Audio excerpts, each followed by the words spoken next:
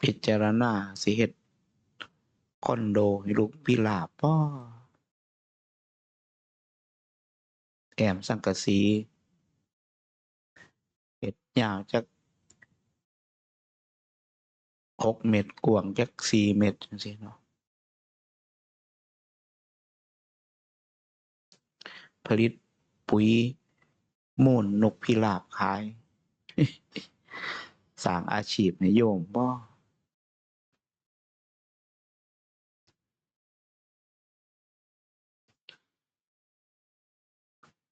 นกม่วนมักปลีกวิเวกก็มาอยู่น้ำป่าน้ำดงนะแต่ก่อนสร้างเสนาสนะบ่ได้คิดว่าเราสิมาเจอมาพ้อกับปัญหานกนะเรื่องนกมาทำรังเรื่องนกมาอยู่ขี้เลอะเปอะเปื้อนบ่เคยคิดเลย10 ปีก่อนเดี๋ยวนี้ปัญหาหมดมันมาได้หลายวัดประสบปัญหาอย่างเดียวกันนะจากนกพิราบ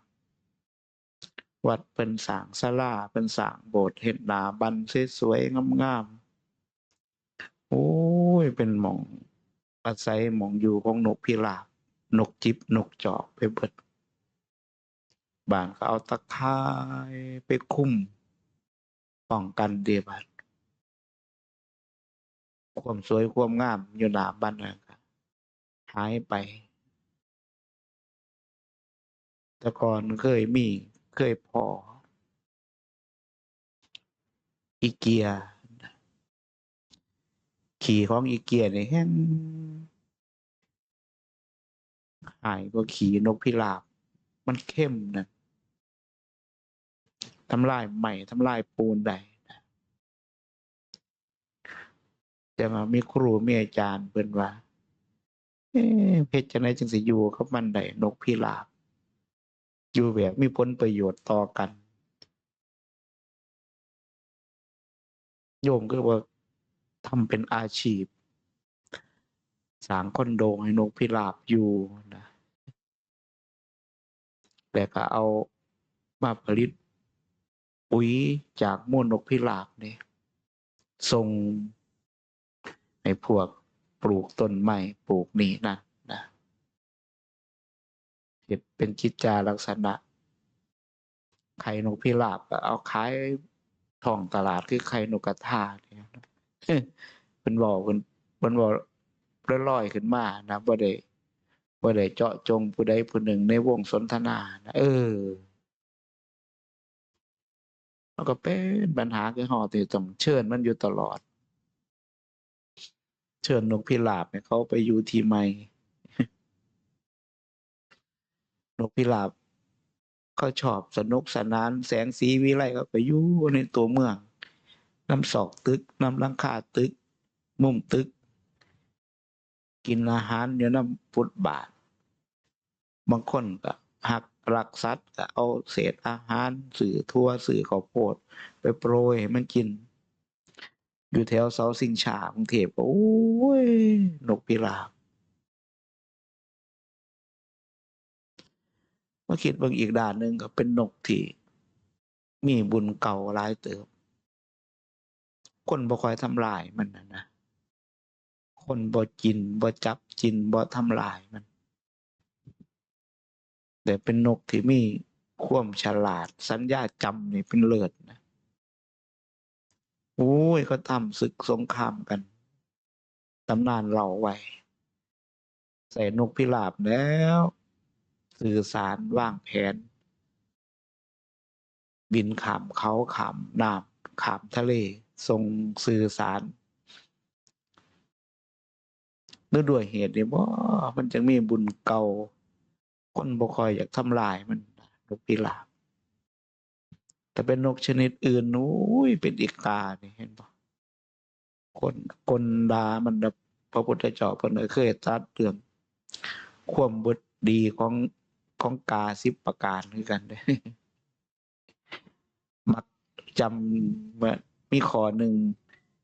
ชอบขโมยกินนะ ชอบขโมยกิน แต่ก่อนบ้านเฮาตะกี้ยุคก่อนเฮาบ่ทันเกิด รุ่นพวกอายุ80 70 80ปีแถวบ้านเฮาเขาสิรู้จักว่าบ้านเฮานี่อีแห้งมันหลายอีแห้งมันหลาย แต่ว่ายุคเฮาเกิดขึ้นมาจำความได้นี่เบิดแล้วล่ะบ่เห็นอีแห้งแล้วเห็นแต่อีกามันหลายพ่อใหญ่กว้างแล้วปู่ลุงกวางผัวแม่ป้านวยนี่นะเราเครียดให้กาแล้วเอาผู้ดินดอนเศร้าเขาเบียร์กาโอ้ยยังกะตายเขาก็บ่จักบุญจักบาปหรอกตะกี้เพิ่นว่าพอสมควรตายไปหาลักกินคอเขาหอหยังเพิ่นน้ำเถียงน้ำหยังจกศอกขาดเบิดถุงห่อเขาวห่อหยังอันใดขาบแล้วมันก็เอาหนีไปมันหลายอีหลีกาสมัยตะกี้อืมโง่ควายหลังเป็นขี้บาทมื้อนี้โอ้ยกาว่าสิอยู่ได้บ่มันลบมันซ่อนอยู่ซุมื้อนี้เฮาเฮ็ดสิ่งปลูกสร้างจะมาคุยกับครูบาอาจารย์บ่ได้วางแผนป้องกันนกแหละเออเฮาก็ประมาทเลินเล่อคือกันเว้ยบ่ได้วางแผนป้องกันนกบ่ได้วางแผนป้องกันแผ่นดินไหวความสั่นสะเทือนของดินนั่นนะบ่คือหม้องเพิ่นอยู่ดินบ่แน่นแถวกรุงเทพเขาเฮ็ดตึกเฮ็ดอาคารก็ต้องวางแผนกันดินสะเทือนพร้อมพู้นเดะวิศวะเขาว่าเฮาบ่ได้คิดจังซั้นแต่ความเสียหายเกิดขึ้นกับนกพิราบเขาอยู่เขาอาศัยวัดหมู่คณะครูอาจารย์ก็โอ้ยเขาไปอยู่ในป่าโบสถ์ป่าเพิ่นก็เฮ็ดป่าฉาบเรียบบาดไปกินไปเหี่ยวเขาหลายเดือนเป็นปีเขาฝ่าทะลุทีละบาดรื้อเฮ็ดใหม่ต้องเบิดเงินเป็นหลักแสนนะคือเป็นข่าวเป็นข่าวอยู่ทั้งบ่แม่นจังหวัดอุดรบ่ถ้าจำบ่ผิดนั่นนะก็กำลังนั่งปรึกษาหารือเรื่องบุญกฐินกับญาติกับโยมแล้วก็ฟ้าฉาบเรียบคือกันพังลงมามันนักขี่นกพิราบมันนักขี่นกพิราบอยู่บ่ได้พังลงมาจังว่าอยู่นำบ้านนอกเฮาจังซี่สิเคยคิดอยู่บ่ว่าแต่ว่านกพิราบมันสิมาอาศัยเกาะอยู่นำชายคาบ้านเรือนญาติโยมชาวบ้านคงมีไปเบิดนะอยู่วัดเฮานี่ก็มีมาหลายปีแล้วความเสียหายของมันก็บ่ทำความสะอาดก็บ่ไหวเดะเขาบ่ได้เฮ็ดอยู่เบิดมื้อขี้หย่อยมาใส่น้ำหัวส้วมห้องน้ำห้องในจังว่าเชิญเพิ่นบัดเชิญเพิ่นอปีกวิเวกมาดนเด้อหมู่เจ้านี่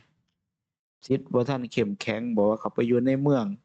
สู้กับรูปเสียงกินรสอยู่ในเมืองเพิ่นเบืองอยู่ตึกงามๆไปกินข้าวโพดไปกินนั่นนี่เขาให้หรือว่าเศษอาหารเขาดีกว่าสิมาอยู่น้ำป่าน้ำดงว่าซั่นดอกสิกินอีหยังดอกหญ้านี่บ่ปีหนึ่งจังได้กินข้าวโต๊ะข้าวเฮียน้ำเขาทีหนึ่งนะไปเชิญเพิ่นอยู่เรื่อยเชิญเสาร์เชิญแรงอยู่นี่แหละจักเพิ่นสิไปหรือบ่ก็บอกเพิ่นมันก็อื้ออยู่เออสื่อสารภาษากันนั่นนะเขาก็บ่ได้ว่ามาอยู่นำเฮาดอกเขาก็สิว่าที่อยู่บ้านเรือนเขาคือกันนะเขาก็จังออกลูกออกเต้ามามีครอบมีครัวสนุกสนานอยู่หยอกล้อต่อกระซิบกัน ระหว่างนกตัวผู้ตัวเมียเวลาเขาไปเชิญเขาไปบอกเขาเขาก็จะเขาไปรบกวนเขาบ้านเขาบ่ได้รับอนุญาตนี่ล่ะบ่ว่าสัตว์ตัวหน่อยตัวใหญ่ไปอยู่หม้องใดก็คิดว่าตรงนั้นเป็นอาณาจักรเป็นที่อยู่เป็นที่อาศัยของเขาทั้งนั้นนะจึงว่าเพิ่นว่าถ้ามันเป็นของเฮาแล้วมันยากนี่ก็สำคัญอยู่เด้ครูบาอาจารย์เพิ่นสอนเพิ่นบอกหลวงพ่อไผก็ได้คือว่าห้องน้ำกู ศาลากูมึงมาอยู่จังไดว่าไปอีกแล้ว ไปเสิร์ชกันอยู่บ่เศร้า เออหมู่คณะพระสงฆ์เฮาให้บอกกับประสบอุบัติเหตุเกิดขึ้นไปติดตะข่ายกันนกพิราบเข้าไปอยู่ในฝา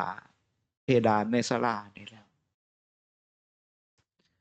เกิดอุบัติเหตุตกหล่วงหล่นลงมามรณภาพจังว่าท่านอ๋องเพิ่นไปสารงานต่ออยู่ เออเอาระวังดีๆเด้อว่าวิถีความเป็นไปมาของแต่ละคนแต่ละท่านจุดจบมันบ่คือกันนะจักมันสิไปมื้อใดแล้วบ่ฮู้นะคันถ้าว่างได้โปร่งได้ตั้งแต่ยังมีลมหายใจอยู่ก็สิไข้แน่สิบ่ได้กลับมาเกิดมาทุกข์มายากนำมันอีกนะถ้าว่างบ่ได้อันนั้นก็ของกูอันนี้ก็ของกูอยู่พวกเพิ่นนี่นะวัดกูตัวนี่เพิ่นสิว่าอีกก็ยากอีกมันมีความหลงอยู่ในหันเด้เห็นบ่หลงในอำนาจเป็นแค่เจ้าอาวาสก็หลงในอำนาจถนนเป็นข่าวๆอยู่นะกันไปหาเขาก็ไปหาตั้งแต่พระลูกวัดเจ้าอาวาสก็ไปหาจักเทื่อ ญาติโยม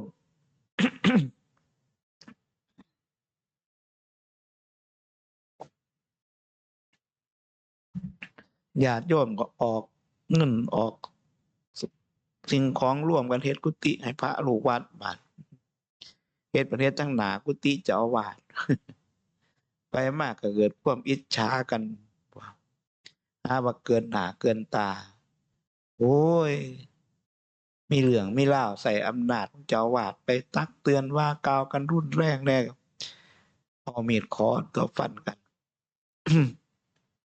ตายก็หม่องตารางบาดนั่นเห็นว่ามันลงพริบเดียวเท่านั้นเองแจ้งว่าพิจารณาเบิ่งเรื่องเอามาอยู่ในการประพฤติปฏิบัติก็ขอวัดปฏิบัตินี่ล่ะมันเฮ็ดให้เฮาเข้มแข็งโอ้อยู่นำครูบาอาจารย์จังซี่วันพระมาเพิ่นทำวัดสวดมนต์แล้วพานั่งสมาธิ30ชั่วโมงโอ้ย30นาทีชั่วโมงหนึ่งบาดกราบพระแล้วเข้าห้องน้ำห้องหยังกลับมาฟังเทศน์ต่อพุดฮอดตี3พุดเพิ่นก็เทศน์เอาเรื่องนั้นมาเว้าเอาเรื่องนี้มาเว้าอยู่หั่นตี3นั่งสมาธิตี4ทำวัดต่ออีกทำวัดแล้วตี5ปัดกวาดโรงชั้นเตรียมยามมันผ่านเนี่ยเอาบาตรมาพร้อมแล้วยามสิทำวัดเย็นพู้นแหล้วเตรียมไว้เอาไว้หลังศาลาหม้องเก็บของเป็นหยังจังเอามานำมันบ่มีโอกาสสิได้กลับไปอีกแล้วนะยามเช้า พู้นชั้นแล้วพู้นบัดไปบิณฑบาตกลับมาฉันแล้ว3โมงบางมื้อเพิ่นก็ให้โอวาทบางมื้อเพิ่นก็บ่ให้เบ็ดเสร็จแล้วก็ประมาณ3:30ล้างบาตรล้างหยังเก็บเมียนสิ่งของลงชั้นเรียบร้อยพร้อมกันกราบพระจังได้เลิกซ้ำกุฏิก็4โมงเช้าพู้นล่ะเฮ็ดอยู่จังซั้นเว้นแต่ว่าเพิ่นสิบอกบางช่วงบางตอนทำวัดเช้าวัดแลงต่อกันมาทุกมื้อจังซี่ หลายเดือนเดี๋ยวมันก็วันนี้ช่วงนี้งดทำวัดแรงให้เด้อฉันนำปณะแล้วก็พากันทำความเพียรกับกุฏิทำความเพียรเป็นก็สิบอกเพิ่นก็บ่บอกหรอกสิยกเว้นการทำวัดเย็นให้จักมื้อมันก็บ่บอกหรอกเพิ่นก็สิเบิ่งเฮาอยู่หั่นน่ะเห็นมันสะเงาะสะแงะนั่นน่ะเพราะอันนี้เอาละบาดนี้กลับมาทำวัดแรงคือเก่าหั่นน่ะจิตของคนเฮาเนี่ยกูยังมีกิเลสอยู่นี่เฮ็ดอีหยังซ้ำๆอยู่แต่เรื่องเก่ามันก็สิเกิดความชินชานะบ่ตื่นเต้นนะบ่ตื่นเต้นเกิดความชินชาก็เอาละบาดเฮ็ดแล้วก็บ่เกิดปัญญาเฮ็ดไปช่างก็ตายไปซื่อๆนั่นนะเพิ่นจังให้เฮาเปลี่ยนพอเปลี่ยนแล้วบางคนก็อุ้ยขยันฉันน้ำปานะแล้วกลับเมื่อสงน้ำสงในเดินจงกรมเห็นแต่แสงเทียนแป๊บๆๆๆๆอยู่ทางจงกรมเอิ้นผู้นั้นก็เดินผู้นี้ก็เดินมันก็อยู่บ่ได้เดะเพิ่นยังว่ากัลยาณมิตรอยู่ในท่ามกลางของหมู่กัลยาณมิตรมันทำคุณงามความดี มันคอยพยุงชุดกระชากลากกันนะเออแข่งขันกัน แข่งกันทำความดีบ่มันแข่งเอาชนะคละคลาดกันเด้แข่งกันทำความดีมันมีกำลังใจนะเพิ่นยังเฮ็ดได้เฮาต้องเฮ็ดได้เพิ่นยังทำได้เฮาก็ต้องทำได้มันก็เลยมีความสนุกไปในการประพฤติปฏิบัติบ่มีความเศร้าหมองนะเดี๋ยวขอวัดปฏิบัติม่วนมื้อนี้มาเฮ็ดให้เฮาเกิดความมั่นเพียรเกิดความอดทนเกิดความขยันทำเพิ่นจังว่าโอ้มันแม่นความเพิ่นเนาะบางเทื่อมันจิตมันซบเซามันขี้คร้านก็เฮ็ดของหมู่พาเฮ็ดเพิ่นยังว่าพระรูปใดเณรองค์ใดไปอยู่สำนักสาขาใดก็ตามถ้าไปอยู่แล้วนี่บ่ขาดกิจวัตรส่วนร่วมนี่หมู่ก็บ่รังเกียจเจ้าของก็บ่เก้อเขินบ่มีหม้องสิติปานใดบ่มีหม้องติเตือนอะนะถ้ามีมารยาสาไถกิจส่วนร่วมบ่ค่อยร่วมกับหมู่บ่ทำกับหมู่คือแต่ก่อนมีพระรูปหนึ่งเลาสึกไปบ่แม่น16-17พรรษาพู้นบ่สึกไปสึกไปแล้วมาบวชใหม่บัดความหลงในเจ้าของบวชแต่ก่อน10กว่าพรรษาก็ยังว่าเจ้าของเป็นพระเก่าอยู่ทำวัดเช้าก็บ่ลงนำหมู่ทำวัดเย็นก็บ่ลงนำหมู่เออพระผู้เป็นประธานสงฆ์อยู่หั่นพรรษาเพิ่นก็บ่หลาย10ต้นๆเพิ่นให้โอวาทเพิ่นบอกก็บ่อยากฟังว่าเจ้าของเคยบวชมีพรรษาหลายมาแล้วเพิ่นไปบอกเอ้าคือบ่ลงทำวัดนำหมู่ทำวัดมันเป็นเรื่องของพระใหม่เพิ่นว่าลืมปานนั้นติล่ะลืมว่าเจ้าของก็บวชใหม่คือกันนั่นนะอันที่สึกไปแล้วนั่นโอ้ยมันตายไปนำเขาบ่แห้งเด้อมันหลงจนสึกละออกจากเพศของพระของผ้าเหลืองคล้องกายคล้องอันนี้แล้วยังสิเอาม่วนอันนั้นเป็นมูลเป็นเหตุอยู่วิชาที่เจ้าของเฮ็ดมาอยู่70วิชาที่เจ้าของเฮ็ดมาอยู่17พรรษาน่ะมันบ่มีอานุภาพสิรักษาเพศของบรรพชิตเจ้าของได้จนได้สึกหนีไปนะกลับมาบวชใหม่ยังจะเอานิสัยเดิมมาใส่อยู่เจ้าอาวาสประธานสงฆ์เพิ่นไปบอกไปเตือนหมู่คณะเขาก็บอกองค์นั้นคือบ่มาทำวัดนำหมู่องค์นี้คือบ่มาทำวัดนำหมู่นะไปแล้วบัดมันก็ไปบอกคันบอกแล้วเพิ่นว่าการทำวัดเช้าวัดเย็นมันเป็นหน้าที่ของพระใหม่แล้วว่านั่นมันหลงจนบ่ฮู้จักเจ้าของมันเลยถ้ามันหลงมานะอย่างโอ๊ยแล้วว่าการสิระวังบ่ให้เจ้าของหลงนี่มันก็ต้องฝึกขอวัดปฏิบัตินี่ล่ะเห็นบ่แม่ชีการฝึกขอวัดปฏิบัติอย่างว่าไปงานหนองกระโพงเวลาสวนกับแม่ชีแม่ชีก็ต้องแม่ชีฮู้เลยแม่ชีมาแต่หลายหม้องแม่ชีประจำอยู่กับหนองกระโพงนี่แม่นผู้เฒ่าปานใดก็สร้างเดินสวนพระมันสินั่งลงพนมมือแล้วก้มหน้าโลดนะ อันพอหลีกเว้นนี้ไรไกลๆลีกบูปลากขวกไปโหลดนะต่างจากสมัยกูมือเนี่ยโว้ยแต่ไม่ชี้ไม่ออกเสียมาบวชสิโกนผมพระไปเฝ้า ไปเฝ้าไปคุยเขาโกนผมนำคนใดบ่ได้ไปง่ายไปเลยพ่อแม่ครูบาอาจารย์เป็นสอนหน้าที่ของการไปอบรมเขตแดนของแม่ชีนี่วันพระใหญ่หลวงปู่ปกติเอาพระไปนำพระอุปถากไปนำเป็นสิไปย่ามวันโกนไปอุปไปให้โอวาทนะไปให้โอวาทแม่ชีนะเป็นจังซั่นบางหม่องโอ้ยจักแม่ชีจักพระกินข้าวโฮงร่วมกันเนาะอยู่ใกล้กันโอ้ยมันยากหลายเติบเลยก่อนเพิ่นสิอนุญาตให้บวชภิกษุณีนี่สมัยครั้งพุทธกาลนี่โอ้ยแต่แม่เลี้ยแม่นาเพิ่นนี่เที่ยวขอเที่ยวนี่อยู่เรื่อยนะนางมายาโคตมีนี่ขอแล้วขออีกนะพระอานนท์นี่โอ้ยจนค่อยเว้าอยู่เรื่อยให้นางบวชเถอะให้นางบวชเถอะอย่าเลยอานนท์มาตุคามเป็นศัตรูอันร้ายกาจของการประพฤติพรหมจรรย์เพิ่นบอกจังซั่นเด้เพิ่นบอกพระอานนท์นะพระพุทธเจ้าครั้งแล้วครั้งเล่าเนื้อมันจังยอมก็รับขออัดขอทำ8ประการจังสิรับได้บ่รับได้จังสิบวชได้พุ่นน่ะนางยโสธราพิมพากับบริวารก็มารับได้จังเป็นการเกิดขึ้นแห่งภิกษุณีครั้งแรกในสมัยครั้งพุทธกาลแต่ภิกษุณีสิไปตั้งวัดเองคือจังเฮาอยู่คุมื้อไม่ชี้ไปตั้งวัดเองอยู่เองเอกเทศบ่ได้คันภิกษุณีก็ต้องอยู่ในอารามที่มีพระสงฆ์อยู่เป็นประธานเป็นผู้บริหารเด้คุมื้อนี้แม่ชีไปตั้งวัดก็มีเออพากันออกบิณฑบาตหาเงินสร้างวัดสร้างว่ากับตะพึดตะพือพุทธศาสนาในเมืองไทยก็งอกเงยเจริญมาแบบนี้ก็มีเขาก็ต้องเข้าใจมันนะพิจารณาเบิ่ง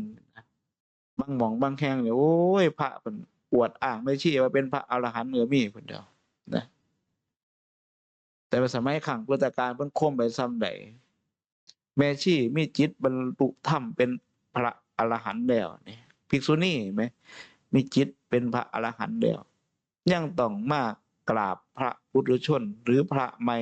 แม้บวชวันเดียวก็ต้องกราบมันเด้ข่มไว้ปานนั้นเพิ่นจะเป็นตัวอย่างไว้นะพิจารณาเห็นไว้แบบนั้นนะจังว่าคุมื้อสมัยมันเปลี่ยนไปสมัยมันเปลี่ยนไปเฮาก็บ่เปลี่ยนไปนำมันแหล้วกิเลสมันบ่เปลี่ยนนำเด้คือเก่ามันความละโมบความโลภความโกรธความหลงมันก็ทรงไว้คือเก่ามันบ่อนทำลายจิตใจคนคือเก่ามันจิตขอวัดปฏิวัติม่วนบ่นี่เฮาบ่ต้องไปคิดค้นขึ้นมาตั้งใหม่ดอกปฏิบัติตามที่เพิ่นตั้งไว้นี่ก็พอแล้วอย่างพ่อแม่ครูอาจารย์เฮาเพิ่นตั้งไว้ขอวัดปฏิบัติ15ข้อที่เขาเขียนติดไว้ข้างหน้าติดไว้สำนักแต่ละสำนักเขียนติดไว้ปฏิบัติตามให้มันได้เถาะถ้าปฏิบัติตามให้มันได้ก็ให้เฮาเชิดชูครูอาจารย์นั่นแหละความเคารพครูอาจารย์อย่างพระหัตถสิจังซี่เพิ่นฮู้ธรรมเพิ่นเห็นธรรมเพิ่นเข้าใจธรรมญ้อนพระสารีบุตรพระสารีบุตรเพิ่นฮู้ธรรมเพิ่นเห็นธรรมญ้อนพระหัตถสิยามแม้เพิ่นเป็นพระอรหันต์แล้วเพิ่นได้ยินฮู้รับทราบข่าวว่าพระหัตถสิประทับอยู่ทางใดทางทิศใดแคว้นใดจังซี่ยามเพิ่นพักเพิ่นนอนนี่เพิ่นสิบ่หันเท้าไปทางทิศนั้นทางพระหัตถสิประทับอยู่พักอยู่นะเพิ่นเคารพปานนั้นนะคือกันกับการติดลูกพ่อแม่ครูอาจารย์นี่ล่ะโอ้ยเทศเพิ่นสิลดขอบบนมันบ่ให้เสมอกันกับขอบลูกครูบาอาจารย์เพิ่นเดะ นี่คือความเคารพมันเกิดความละหายละอายใจขึ้นในเฮานี่ละมันบ่อยู่หม้องอื่นดอกนี่เพิ่นยังว่าการประพฤติปฏิบัติมันมีความอ่อนน้อมถ่อมตนในตัวของมันเองนะมันบ่อยู่ไสเด้มันอยู่ในตัวของมันเองคือการบอกการสอนกันคือกันคือการเฮาคือกันถ้าบ่มีความเคารพเพิ่นบอกเพิ่นสอนไปก็เฮ้ยจะแม่นจมจะแม่นเว้าจะแม่นอันนี้ธรรมะมันก็บ่เข้าติล่ะมันกันไว้เบิดอะกิเลสนะเขาเป็นจังซั่นเราเป็นอย่างนั้นจริงๆเราเป็นแบบนั้นจริงๆเราผิดจริงๆส่วนกันแก้ไขปรับปรุงกันนะแต่เด็กน้อยๆก็บ่ได้เด้เห็นบอกหลวงปู่หลาเพิ่นเทศน์ขอวัดปฏิบัติของหลวงปู่มั่นเพิ่นเอาผ้าเช็ดเท้าไปซักแล้วเพิ่นไปพักฝนตกบัดโอ๊ยเพิ่นไปเก็บไปโอ๊ยเพิ่นหายว่าซั่นหลวงปู่มั่นแค่นั้นเด้หลวงปู่หลาเพิ่นเอามาเทศน์อบรมพระเณรเพิ่นอยู่พุทธเจ้ากเพิ่นใส่ว่าซั่นเฮ็ดกะลิ่งกะลาดบ่ได้เดะคือมันบ่แม่นเฮ็ดถิงเฮ็ดขว้างนะเฮาตั้งใจยังเฮ็ดให้มันสุดเฮาเอาไปตากแล้วเพิ่นถามไผล่ะเอาผ้าเช็ดเท้าไผล่ะเอาผ้าเช็ดเท้าไปตากว่าซั่นท่านลาว่าซั่นโอ๊ยมันใส่ว่าซั่นมันสิไปมีเหตุผลกับเพิ่นจังซั่นจังซี่บ่ได้เดะโดยขาน้อยผู้ขาผิดแล้วผู้ขายอมรับผิดจังซั่นเพิ่นอ่อนลงหลวงปู่หลาเพิ่นเทศน์ถ้าสิไปยกแม่น้ำตั้งหาเหตุผลมาให้เพิ่นรู้จักว่ามันเป็นแบบนั้นแบบนี้บ่ได้เด้เพิ่นว่าใส่ใหญ่แล้วเด้เพิ่นว่าโอ้ยผู้ขาหลงไปจังซั่นล่ะขาน้อยผู้ขาลืมไปคันถ้าบ่เอาไปตากก็บ่ได้ฟังเทศน์พ่อแม่ครูอาจารย์เพิ่นก็อ่อนลงกันเดี๋ยวนี้หลวงปู่หลาเพิ่นเอามาเทศน์อบรมพระเณรเพิ่นเล็กๆน้อยๆบ่ได้เดะ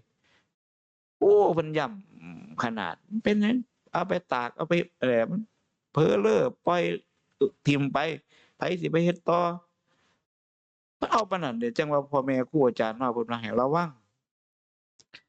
ของกินของใช้เฮาเนี่ยมันเกิดขึ้นด้วยศรัทธาของพี่ของน้องของญาติของโยมน้อยคนเดะที่เขามาวัดสิมาบริจาคสิ่งของให้เฮาได้อุปโภคบริโภคได้เฮาก็คิดเบิ่งดี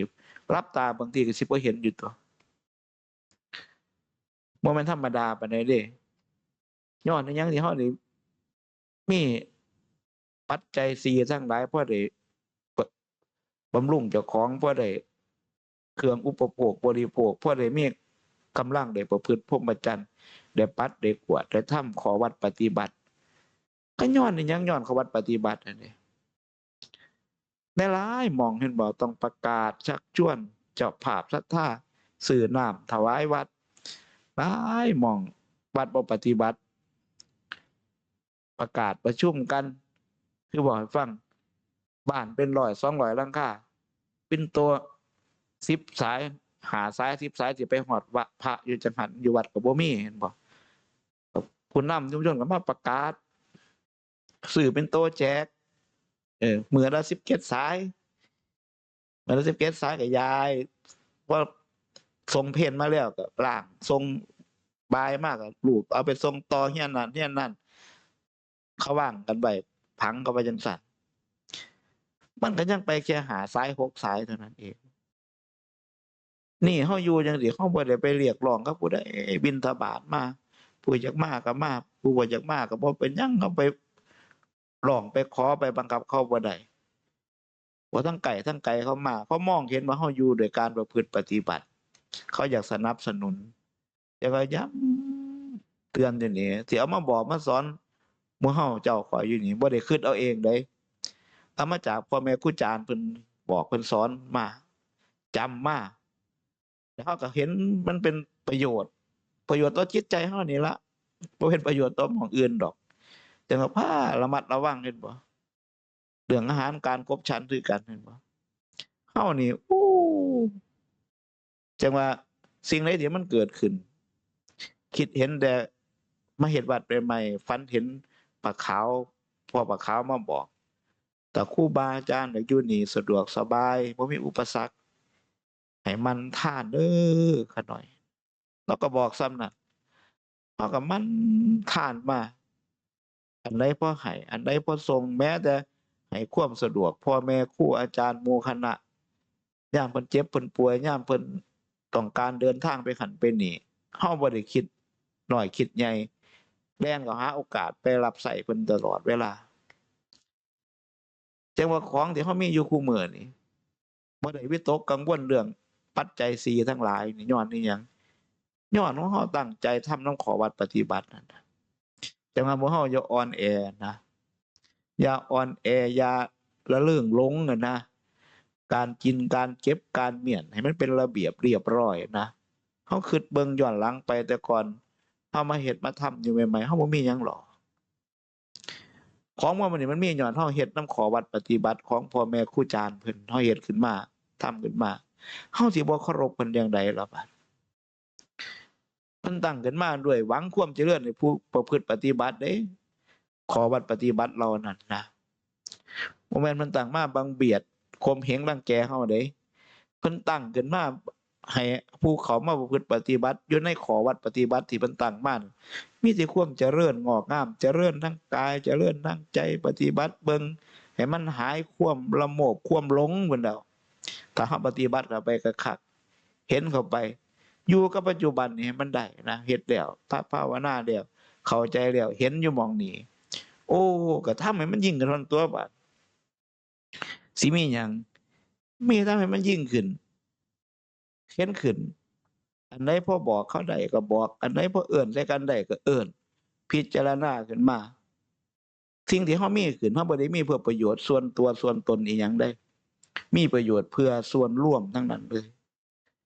อาหารการครบชั้นก็เป็นประโยชน์ต่อส่วนรวมสิ่งของก็เป็นประโยชน์ต่อส่วนรวมเฮาบิณฑบาตมานี่เฮาสามารถเลี้ยงคนได้มากมายญาติโยมทั้งหลายก็ยินดีนำการใส่บาตรใส่บาตรเอาบางผู้บางคนก็โอ้ยผมใส่บาตรหลวงพ่อล่ะอิหยังผมก็ดีขึ้นไปเบิดธุรกิจการงานเล็กน้อยก็พลอยดีขึ้นไปมีโยมผู้หนึ่งเราสอนพิเศษเราเป็นครูประจำมันบ่มีคนมาเรียนเราก็จนว่าหลวงพ่อขอหน่อยสิเอาเก้าอี้ถวายหลวงพ่อไปใส่ในวัดหลวงพ่อสิเอาอยู่บ่มันเป็นของเก่าแล้วล่ะเราว่าเอาอยู่ของเก่าของใหม่ก็บ่ตีหรอกตามศรัทธากำลังโยมให้ได้นั่นล่ะบัดเราก็เงียบไปโอ้ยขะหน่อยขอโอกาสเด้อแล้วว่าโดนเตือว่าจังมาเว้าสู่ฟังขะหน่อยว่าปรณาว่าสิถวายเก้าอี้หลวงพ่อก็บ่ได้ถวายญ้อนว่าสิถวายแล้วบัดมันมีคนมาเรียนเต็มคือเก่าก็เลยดีแล้วล่ะให้ธุรกิจเจ้าเจริญตั้งใจสอนเขาให้เขามีความรู้เด้อล่ะว่าซั่นดอกให้เขาไปสอบไปหม้องหั้นหม้องนี้ให้สอบได้โดยขะหน่อยแล้วว่าแล้วก็ใส่บาตรประจำมื้อใดหลานเราตื่นทันเราก็เอามาใส่บาตรเทิงหญิงเทิงชายนำนั่นเห็นบ่ล่ะเพิ่นจังว่าการเฮาอยากให้ญาติโยมผู้กินผู้ทานนำเฮานี่มีอานิสงส์ให้ทำความเพียรละกิเลสอยู่ทุกลมหายใจเข้ามันบ่ต้องมีไผมาบอกหรอกผู้ปฏิบัติผู้มีสมาธิผู้สติดีนั่นว่ากิเลสมันยังน้อยยังหลายในใจเขาเพิ่นว่าปัจจตังมันฮู้ด้วยตนเองนี่ล่ะโกรธมันก็ฮู้ว่าเฮาโกรธหลงก็ฮู้ว่าเฮาหลงความละโมบโลภอยากได้มันก็ฮู้จักว่าเฮาก็ละโมบโลภอยากได้มันฮู้นั่นถ้าบ่ขาดสตินั่นถ้ามันขาดสติแล้วมันไปโลดแล้วบาดนี้กิเลสจูนไปตังนั่นล่ะบาดนี้ยังว่าสิว่าจังได๋ล่ะการประพฤติปฏิบัติมันเห็นจังซั่นใดมันจังสิเป็นการประพฤติปฏิบัติทุกลมหายใจเบิ่งเจ้าของอิหยังมากระทบมันงอนแง่นคร่อนแคลนบ่มันไหลหลงไปนำมันบ่เบิ่งเข้าอกเข้าใจไปจังซั่นนะการประพฤติปฏิบัติเพิ่นจังว่าอยู่กับครูกับอาจารย์นี่มันดีสำหรับผู้มีใจใสศรัทธาเด้บางอย่างเฮาก็อย่าไปเฝ้าว่าถูกว่าแม่นว่าเพิ่นผิดนั่นน่ะเบิ่ง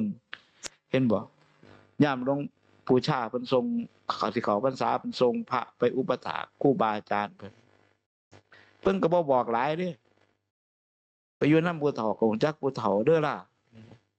บางทีเฮาก็หลงเด้บางทีเฮาก็หลงว่า พระผู้เฒ่าเพิ่นมีจิตอันบริสุทธิ์แล้ว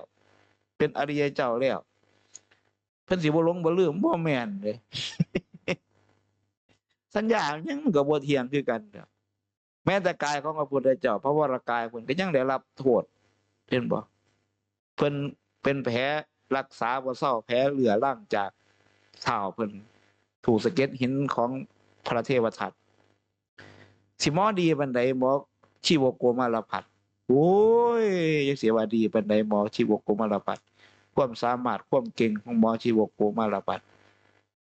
ดีสมัยดีจนเอาดาบเล่มเดียวผ่าตัดสมองคนได้พุ่นเดียวสมัยนั้นพุ่นน่ะรักษาแผลอยู่พระบาทขององค์พระสัมมาสัมพุทธเจ้าบ่ได้จังซี่ล่ะพระเจ้าคิดเบิ่งติล่ะเพิ่นว่ามันบ่เซาย้อนหยังเพิ่นเว้าให้สาวกเพิ่นฟังนับย้อนกลับไป91กลับนี่เฮาเกิดเป็นพระราชาพาทหารกำลังพล10นายไปล้อมอริยข้าศึกทั้งหลายปิดล้อมเขาทุ่มแทงทั้งหอกทั้งดาบทั้งงาบเพื่อรักษาพรมแดนดินแดนไว้บ้านเมืองไว้คำตอนนั้นมันนำมาถึงเฮาตถาคตกายของตถาคตก็รับกรรมไป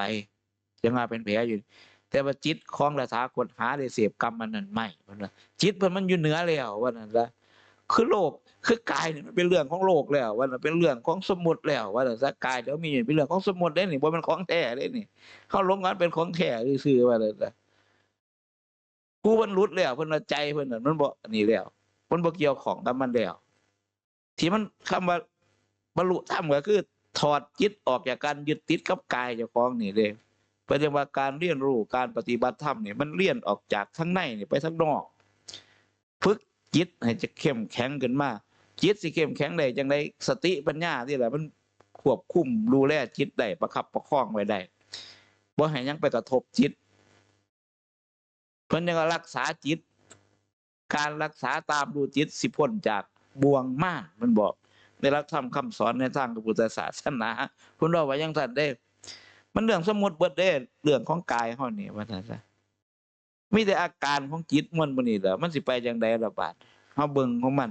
ถ้ามันยังยึดยังติดบ่ของหอยของเจ้าเพิ่นบอกคือเฮายึดติดเรื่องสิ่งปลูกสร้างจังซี่แหละว่ามันสิพ้นนรกสิบ่บวชมาก็ได้แต่มันยังมาของกูอยู่วัดกูศาลากูงามกว่าหมู่ดีกว่าหมู่เฮ็ดให้มันใหญ่กว่าหมู่ใหญ่ที่สุดในโลกเฮ็ดให้คนชื่นชมยกย่องสรรเสริญว่าบารมีหลายบารมีเพิ่นหลายบารมีหลายเพิ่นสร้างศาลาหลังใหญ่พระองค์ใหญ่มันบ่แม่นได้บารมีทานบารมีศีลบารมีกำลังของสติกำลังของปัญญาเพิ่นได้มันเป็นจังซั่นเด้มันจังเป็นจังซี่ทานบารมีนั่นกำลังของทานมันเป็นทานฮอดส่ำใดพระโพธิสัตว์เพิ่นทานพระโพธิสัตว์เจ้าเพิ่นทานอีหยังทานดวงตาหลายกว่าดวงดาวบนท้องฟ้าทานเลือดนี่หลายกว่าน้ำในมหาสมุทรผู้เจ้าลองคิดเบิ่งติล่ะชีวิตเพิ่นมันให้ทานมาล้มเวียนว่ายตายเกิดอยู่หั่นโอ้ยแต่มันกองกระดูกมันสูงกว่าใหญ่กว่าเขาพระสุเมรุนั่นล่ะถ้ามันฝังดินไว้แง่ปลายเข็มลงหม้องใดสิบ่ถึกหลุมกระดูกเฮาหลุมฝังศพเฮาบ่มีบางทีล่ะการเวียนว่ายตายเกิดของเพิ่นอยู่หั่นมาศีลบารมีบาดโอ้ธรรมดาบ่กำลังของศีลแต่มันบริสุทธิ์ขึ้นมาบ่เฮ็ดเยาะๆแย่ๆเด้บ่แม่นศีลพัตตปรมาสเฮ็ดเด่นๆกับคำเว้าไปสมาทานกันคือบ้านเฮาเมืองเฮาสมาทานกันเอาอยู่บ่ปานนั้นมีคนมีศีลบ่ล่ะบาดบ่มีเห็นบ่บ่ว่าผู้หลักผู้ใหญ่ว่าบ่มีอำนาจบ่ว่าผู้ต้อยต่ำยาจกก็ได้ถ้าได้ร่วมศาสนาพิธีเฮ็ดหยังก็สร้างก็ต้องสมาทานศีลกันถ้าคนมีศีลมันสิมีบ่การลักการขโมยการฆ่าฟันรันแทงกันมันบ่มีไดย่อมบ่มีศีลมีแต่สมาทานกันซื่อๆทะเลาะเบาะแว้งมันก็บ่มีไดแต่คนมีศีลถ้าคนมีธรรมบ่มีศีลกำกับโอ้ยก็ธรรมของโจรเนาะเดี๋ยวว่าจังได๋สิว่าจังได๋คนเฮามันเว้าคุมื้อนี้คือจังเว้าให้ฟังเห็นบ่มีแต่พระพุทธเจ้าเท่านั้นมาแสดงธรรมะธรรมเพิ่นมันบริสุทธิ์บ่มีหยังมาเจือปนเฮาเว้าธรรมะสู่กันฟังเพิ่นธรรมของกิเลสพาเว้าก็เว้าไปจังซี่ล่ะเดี๋ยวเว้าไปบ่มีคัดค้านก็ออกมาแก้ไขออกมาแถลงการอยู่เรื่อย คือพระดีคู่มื้อนี้คือกันติล่ะดีย้อนโยมยกย่องเด้บ่แม่นดีนำธรรมนำวินัยเด้เห็นบ่ล่มขึ้นลงหั่นก็โอ๊ยพระดีจังแล้วก็ไปตั้งเพิ่นนั่นเป็นพระอรหันต์แล้วก็ไปตั้งเพิ่นนี่เป็นพระอริยเจ้าแล้วก็ไปตั้งเพิ่นนี่เป็นผู้มีคุณพิเศษเลิศเรียกว่าเทวดาเดินดินไปตั้งที่ไม่ได้กินน้ำเพิ่นอยู่หั่นถูกใจอยู่หั่นห่วยคือเว้าให้ฟังนั่นเด้อมื้อเช้าเห็นบ่แต่สมัยเป็นฆราวาสพระดีของญาติของโยมมันดีมันถูกกิเลสญาติโยมซื่อๆว่าซั่นซะก็ว่าดีว่าซั่นพระดีในทางพุทธศาสนามันต้องดีถูกธรรมถูกวินัยพุ่นเด้มันจังแม่นพระดีว่านั่นแหละถ้าพระดีถูกใจญาติโยมมันโอ๊ยบ่เข้าได้ก็มีปัญหาลมคลื่นลง เฮาเห็นกันอยู่ตัวเป็นจังไดของโยมคุมื้อนี้โยมมันเก่งกว่าพระมันเด้ไปตั้งอรหันต์กรุงรัตนโกสินทร์นั่นน่ะเบอร์1เบอร์2เบอร์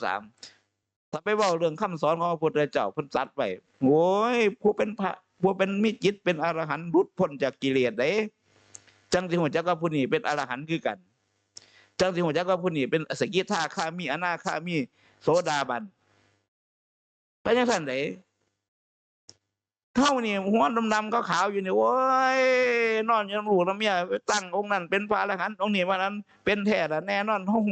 ฮู้จังได๋ไปฟังหลักการเกณฑ์ของพระพุทธเจ้าแว่นส่องพระบางทีล่ะเพิ่นว่าผู้มีจิตเป็นพระอรหันต์ก็จังสิฮู้จักว่าผู้นี้เป็นสกิทาคามีอนาคามีเป็นโสดาบันคือกันครับเปรียบไปฟังไงคือกันครับเขาเรียนอยู่ปห้าจังซี่เขาสิบ่สามารถไปฮู้เลขคณิตม.1 ม.2 ได้เลยแต่ว่าถ้าไปถามเลขคณิตป.2 ป.3ก็ฮู้จักก็ผ่านมาแล้วว่าซั่นซะจิตของผู้หลุดพ้นคือกันเพิ่นมองว่าปราดเดียวเพิ่นฮู้จักเบิดแต่คนคุมื้อนี้โอ๊ยก็มีแต่พวกเฮานี่ล่ะไปย่องกันนั่นจังว่าอรหันต์มันถูกใจญาติโยมหันไปหันมาเยาะๆแยกๆเฉพาะว่านั้นล่ะจังว่าปฏิบัติไปเฮาสอนกันอยู่หม้องนี้ปฏิบัติไปให้มันเห็นไปเข้าใจไปอิหยังก็อย่าอยากมันเอาแต่เฮ็ดนำธรรมวินัยนี่พอแล้วว่าซั่นซะเฮ็ดนำศีลนำธรรมนำขอวัดปฏิบัติส่งขอวัดปฏิบัติไว้ครูบาอาจารย์เอาหยังแลกเอาชีวิตแลกพุ่นเด้อบ่ได้เอาหยังไปแลกพุ่นเด้อเอาชีวิตแลกพุ่นเด้อบ่ได้กลัวตายแล้วมันสิเป็นหยังก็เป็นติล่ะขอเฮ็ดนำขอวัดปฏิบัติครูอาจารย์ขอเฮ็ดนำขอวัดปฏิบัติเพื่อจะเข้าไปหาหลักแห่งพระรัตนตรัยถึงติล่ะถึงพระรัตนตรัยติล่ะเรามีพระรัตนตรัยเป็นที่พึ่งพุทโธธัมโมสังโฆพุทโธเป็นสรณะเป็นที่พึ่งถึงก็ไปจังซั่นตัวมันจังสิอันนี้พุทโธธัมโมหิธัมโมเมโถเบิ่งเข้าไปติล่ะเห็นเข้าไปจังซั่นตัวมันจังสิจังสิเห็นจังซั่นเฮาสิไปเอาหยังเป็นที่พึ่งสิไปเอาผู้นั้นเป็นที่พึ่งเอาตัวนี้เป็นที่พึ่งโอ้ยมันก็เอาสมมุติของโลกก็เป็นที่พึ่งมันสิยังอีหยังอ้าวบ่ให้ฟังไปซั่นละ